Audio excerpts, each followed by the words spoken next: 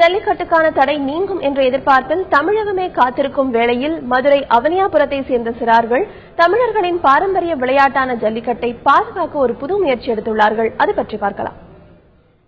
தமிழர்களின் வீரத்தையும் பாரம்பரியத்தையும் பறைசாற்றும் விளையாட்டுகளில் ஜல்லிக்கட்டுக்கே முதலிடம். பொங்கல் திருநாளில் பொலிவு பெறும் இந்த விளையாட்டுக்கு விதிக்கப்பட்ட தடை இன்று நீங்கும் என்று தமிழகமே காத்திருக்கிறது. இன்னொருபுறம் ஜல்லிக்கட்டுக்காக அவனியாபுரம் சிறுவர்கள் ஒரு புது முயற்சியை கையில் எடுத்துள்ளனர்.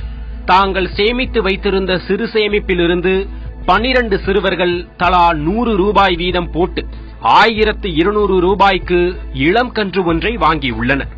மண்ணின் பாரம்பரியத்தையும் தமிழரின் வீரத்தையும் பாதுகாப்பதில் தங்களுக்கும் பங்கு இருப்பதாக கூறும் சிறுவர்கள் அந்த கன்றுக்குட்டிக்கு இப்போதே ஜல்லிக்கட்டு காளைக்கான பயிற்சியை தொடங்கிவிட்டனர்.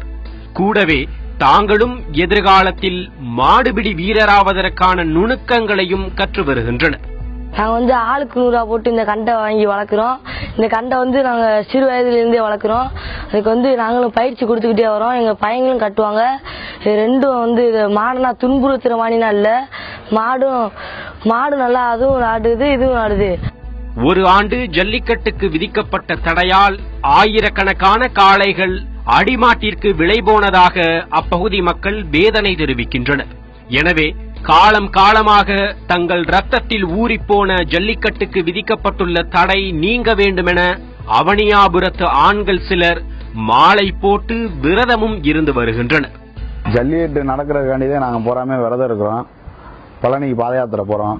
ஜல்லிக்கட்டு நடக்கும்னு நாங்க ரொம்ப இது பண்றோம். ஆனா மாடு இந்த வாட்டி அந்த அளவுக்கு இருக்கா என்னன்றது தெரியல. போறான் கண்ணுக்குட்டி இதுவுமா இருக்கு. மாடு ஏகப்பட்ட மாடு போயிருச்சு. இருக்கிறது அவ்வளவுதான் இருக்கிற மாடு. வர்ற மாடு தான் வரும்.